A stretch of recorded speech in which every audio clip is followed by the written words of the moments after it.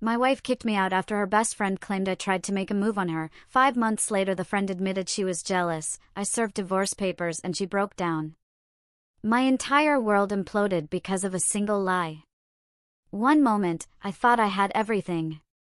The next, my wife looked at me with pure disgust, accusing me of something unthinkable, and I knew, in that instant, my life was about to unravel.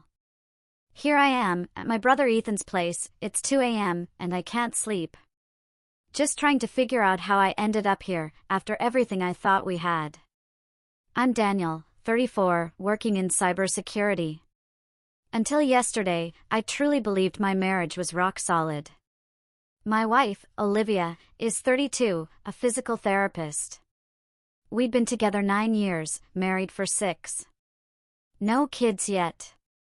We were actually planning to start trying once her student loans were more manageable.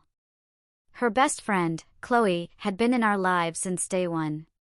High school friends from Pennsylvania, they stayed close through college. When Chloe moved here 5 years ago, she basically became part of our furniture. I'm talking multiple dinners a week. Every Friday night was girls' night, constant texting.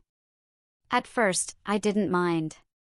Chloe had just gone through a brutal divorce, her ex cheated, and it destroyed her. So, I figured Olivia being there for her was the right thing to do. I even helped Chloe move apartments last year. But looking back, the signs were there. Chloe would get this strange look when Olivia kissed me goodbye. Hard to describe, but definitely not happy for us. Little comments, too, like, must be nice having someone who actually shows up, or, you're so lucky, Olivia. Some of us aren't that fortunate. I just figured it was her divorce bitterness talking. About 6 months ago, we all went to dinner. Olivia headed to the restroom, and Chloe turned to me, a strange smirk on her face. So, do you ever get tired of playing the perfect husband? She asked. I laughed it off. She stared at me a bit too long and then said, Olivia talks about me constantly, and it's honestly exhausting. Again, I chalked it up to her being single and bitter. Then yesterday, everything exploded. It was a normal Tuesday. I got home around 6. Olivia was already there, making dinner. She seemed off, quiet, but I just figured she'd had a long day at work. We ate in silence, which was weird for us. And then, while I was loading the dishwasher, she dropped it. Chloe told me what you did. I had no clue what she was talking about. She turned to me, her eyes filled with a look I'd never seen before, just pure disgust. She told me Chloe had come to her office that afternoon, crying. According to Chloe, I'd made a move on her 2 weeks ago, on a night Olivia worked late. Chloe claimed I'd texted her, asking if she wanted to come over and watch a movie because I was bored. She said she came over, thinking we were just friends hanging out. Then, halfway through the movie, I supposedly put my hand on her leg and told her I'd always found her attractive. Chloe said she froze, pushed my hand away, and left immediately. She hadn't wanted to say anything because she didn't want to ruin our marriage, but I'd apparently texted her again yesterday, asking to talk about what happened, and she couldn't keep quiet anymore. My stomach dropped. None of that happened. I told Olivia that Chloe was lying, that I never texted her, never invited her over, nothing. I practically shoved my phone in her face. Look, I said, my message history with Chloe is practically empty. A few group texts, maybe 3 individual messages over the entire year, all just boring stuff like me telling Olivia I'd be late for dinner. Olivia wouldn't even look at my phone. She said Chloe had shown her screenshots of texts I supposedly sent from a different number. I asked to see them. She said Chloe was too upset to send them, but she'd seen them herself. I pointed out that made 0 sense. Why would I have a different number? But Olivia just stared at me, saying, "You work in cybersecurity, Daniel. You could easily fake a number or use some app." I tried everything. I told her I was home that night, playing games online with my buddy Noah. I could prove it through my Discord logs and game history. She countered, "You could have done it after gaming."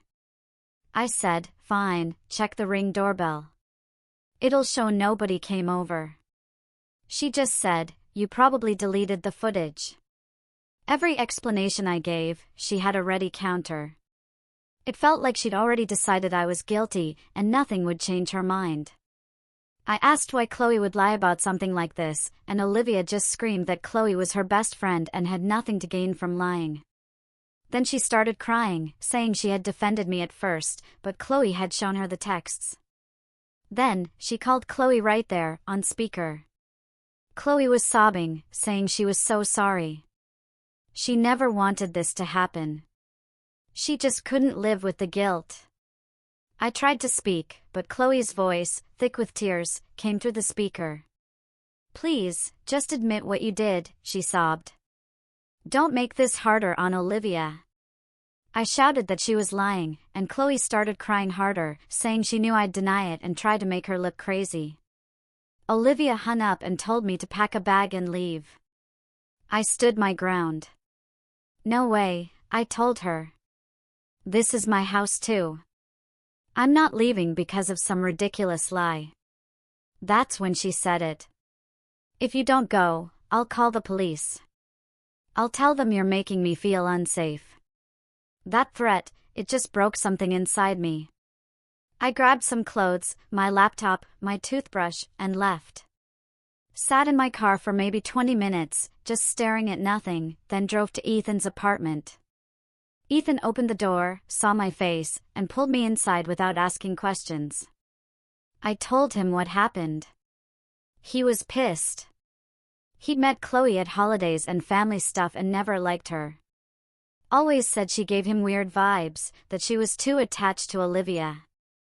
I thought he was being paranoid, but maybe he saw something I missed.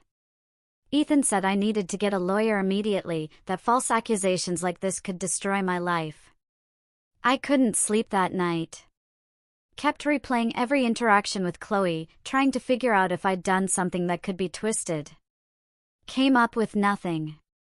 The next morning, I called Olivia, straight to voicemail. Texted her, nothing. I sent a long email, explaining everything, begging her to look at the evidence. Silence. I even called her mom, Eleanor, thinking maybe she could talk sense into Olivia, but Eleanor was ice cold. Said Olivia had told her what happened and she was disappointed in me. I tried to explain, and she cut me off, saying Olivia wouldn't lie and Chloe had no reason to make things up. Everyone had already decided I was guilty. That night, back at Ethan's place, I made a decision. If Olivia wasn't going to believe me, if she was going to take Chloe's word without even considering the possibility of lies, then maybe this marriage wasn't what I thought. It was. The first week was rough. Ethan had to work during the day, so I'd just sit on his couch, scrolling through my phone, looking at old photos of me and Olivia. I kept thinking she'd come to her senses, realize Chloe's story had holes, call and apologize. My phone stayed silent. I texted her every day for the first 5 days. Simple stuff, asking if we could talk, saying I missed her. Every message ignored. Day 6, I drove past our house and saw Chloe's car in the driveway at 11 a.m. on a Thursday. She'd basically moved in. That's when I realized this wasn't blowing over. Chloe was there every day, in my house, probably reinforcing her lies constantly. Olivia wasn't getting any space to think. Ethan sat me down on day 7 and told me I needed to stop torturing myself. Said I couldn't keep driving by the house. Couldn't keep texting into the void. I needed to protect myself. He gave me his friend's number, a divorce attorney. I stared at that contact for 2 hours before calling. The attorney's name was Richard. Maybe mid-50s. Handled hundreds of divorces. We met at his office the next morning. I showed him everything, my basically empty text history with Chloe, my Discord gaming logs from that night she claimed I invited her over, my Ring doorbell account showing no activity. Richard listened patiently and then said something that stuck with me. He said, even if we prove Chloe lied, even if Olivia eventually realizes the truth, you need to ask yourself if you can ever trust your wife again after this. That hit hard because he was right. Olivia didn't just believe Chloe. She refused to even consider my side, kicked me out, blocked me, turned her family against me.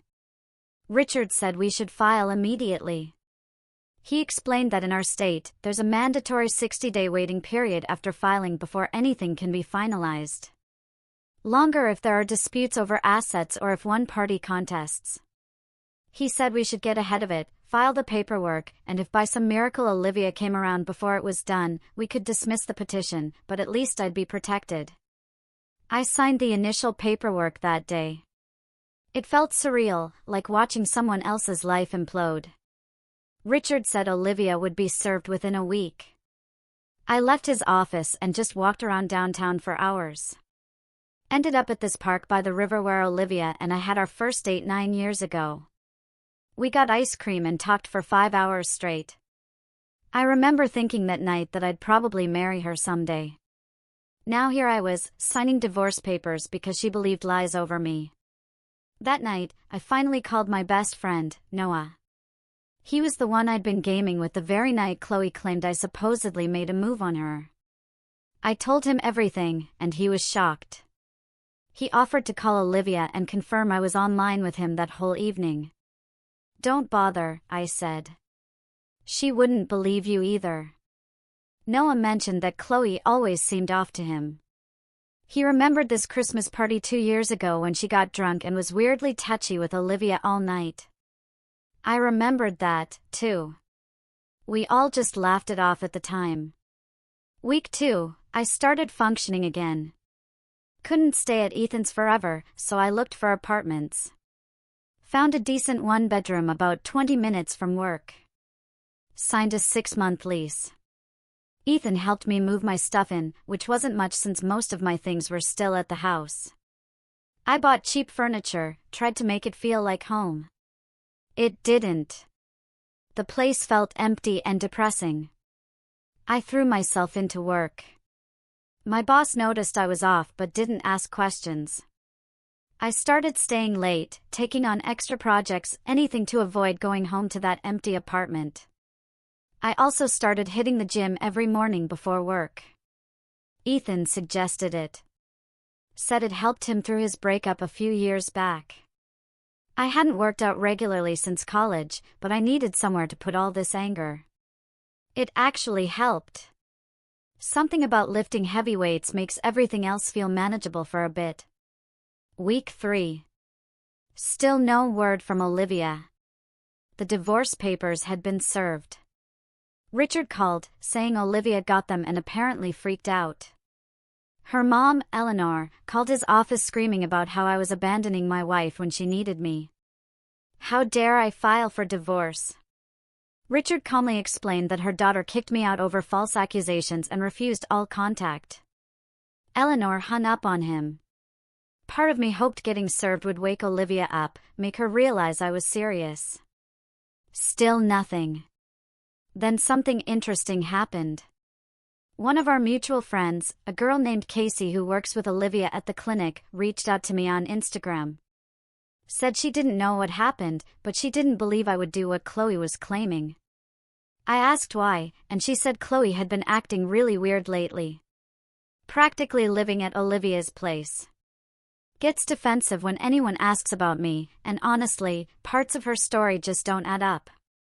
Casey said a few other people at the clinic were questioning Chloe's version too, but nobody wanted to say anything to Olivia because she was so fragile. That conversation gave me a tiny bit of hope that maybe the truth would come out eventually. But it didn't change my situation. I was still alone in a depressing apartment. My wife still hated me. Chloe was still playing the victim. Week 4, Ethan insisted I go on a date.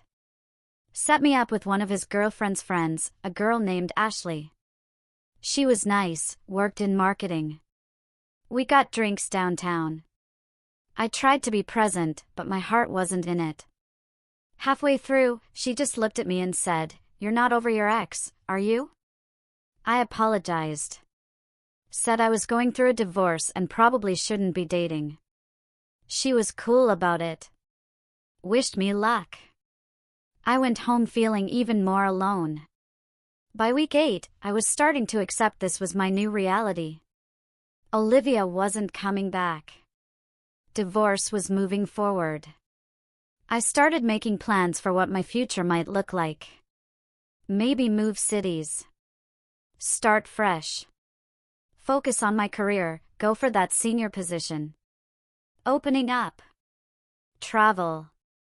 Something Olivia and I always talked about but never did. Then week 10 happened and everything changed. Olivia's mom, Eleanor, called me. Eleanor. Calling me. It was the last thing I ever expected. I almost didn't answer, but curiosity won. Her voice was shaking. She said she needed to tell me something and owed me an apology. Turns out, Chloe got drunk at Eleanor's house 3 days earlier. Olivia wasn't there, working a late shift. Chloe started crying about how hard everything had been, how guilty she felt. Eleanor thought she meant guilty about coming forward with the accusation. Then Chloe said something that made her pause. Something about how she just loved Olivia so much and couldn't watch me have her anymore. Eleanor asked what that meant, and Chloe broke down completely. Confessed she'd made everything up. Said she'd been in love with Olivia since high school. Watching us be happy was torture. She thought if she could break us up, maybe Olivia would finally see her differently. Eleanor was horrified. Confronted her right there. And Chloe admitted everything. The fake screenshots, the lies, all of it. Used some app to create fake text conversations that looked like they came from my number. Eleanor apologized over and over on that call. Said she should have trusted me, should have asked more questions. I thanked her for telling me, but honestly, I felt numb. Yeah, I was vindicated, but the damage was done. I told her she needed to tell Olivia immediately. She said she'd been trying, but Olivia wouldn't listen. Thought her mom was just defending me out of guilt. I hung up and sat there, staring at the wall. Part of me wanted to feel victorious, but mostly, I just felt empty. 2 hours later, my phone started blowing up with texts from Olivia. Dozens of them. I didn't read them. Turned my phone off and went to bed. The next morning, I had 17 missed calls from Olivia and maybe 30 texts. Finally read them. All variations of begging me to call, saying she was sorry, we needed to talk. I didn't respond. Richard called that afternoon, saying Olivia's lawyer reached out, asking if I'd be willing to meet to discuss reconciliation. I told Richard to set up a meeting, but make it clear it was only to finalize divorce details, nothing else. He said he'd handle it. The meeting was scheduled for Friday afternoon at our house. Olivia wanted to meet there, probably thinking being home would make me emotional. I agreed, but said Richard was coming with me. Friday came, and I drove to the house for the first time in almost 3 months. Olivia's car was in the driveway. So was Chloe's. My stomach dropped. I called Richard, told him Chloe was there. He said, "Wait, Daniel, I'll handle it." We walked in together. Olivia was on the couch, crying. Chloe was standing behind her with a hand on Olivia's shoulder. The sheer audacity. Richard immediately said Chloe needed to leave, or we were walking out. Olivia looked confused. Said Chloe was there to apologize, too. I almost laughed. Chloe started to say something, but Richard cut her off. Said her presence was inappropriate, and I had no interest in anything she had to say. Chloe's face went red. She looked at Olivia, expecting backup, but Olivia just sat there. Chloe grabbed her purse and headed for the door, but as she passed me, she muttered under her breath that I'd ruined everything. That's when I saw it click for Olivia. Her face went from confusion to shock to disgust in real time. She stood up and asked Chloe what that meant. Chloe froze, turned around, and you could see her trying to figure out how to backtrack. Too late. Olivia walked over and said her mom told her what Chloe said about being in love with her, that she didn't want to believe it. But the way Chloe just looked at me made it obvious. Chloe started crying, tried to grab Olivia's hands, said she did this for them, that I was keeping Olivia from seeing what they could have together. Olivia stepped back like she'd been hit, and told Chloe to get out. Chloe refused. Started rambling about how she'd loved Olivia since they were 16. Waited all this time. Destroyed her own marriage because she couldn't stop thinking about Olivia. Then Olivia married me, and she had to watch us together every single day. Olivia was shaking, screamed at Chloe to get out. Chloe tried to hug her. Olivia shoved her away, and Chloe stumbled backward into the coffee table. She got up, mascara everywhere, looked at both of us with pure hatred before finally leaving. The door slammed. The house went silent. Olivia collapsed onto the couch, sobbing. Looked at me and kept saying she was so sorry. I didn't move. Just stood there looking at this woman who was technically still my wife, but felt like a complete stranger. Richard pulled the divorce papers from his briefcase and set them on the coffee table. Olivia saw them. And that's when she really broke down, begging me, "Please, Daniel, don't do this. We can fix it. We can work this out." I finally spoke. I told her she threw me out of my own home. Believed someone else over me without real evidence. Turned her family against me, wouldn't listen when I begged her to hear my side. She kept saying sorry, that she made a terrible mistake, that Chloe manipulated her. I looked at Richard, and he nodded. Turned back to Olivia and said I hoped she'd find someone she'd actually trust, because it wasn't me, and it never would be again. So right there, on our coffee table, in our living room, I signed the papers. Olivia was begging me to stop, saying we could go to therapy, she'd make it up to me. I stood up and walked toward the door. She grabbed my arm, and I gently pulled away. Said goodbye and left. I could hear her calling after me as I got in the car. Richard followed in his car. We drove to his office and finalized everything we could that day. That was 3 months ago. The divorce was finalized 2 weeks ago. I'm actually seeing Ashley now, the girl Ethan set me up with. We reconnected about a month ago, and things are good. She knows everything. Doesn't judge. I moved into a bigger place, got that promotion at work, started traveling. Olivia tried contacting me a few more times, but I blocked her everywhere. Ethan mentioned she's in therapy now, trying to process everything. Chloe apparently moved back to Pennsylvania. I don't feel bad for either of them. I'm actually happy now. Happier than I was in that marriage, if I'm being honest. Sometimes the worst thing that happens turns out to be the best thing. For me, this was it. What would you have done if you were in my shoes?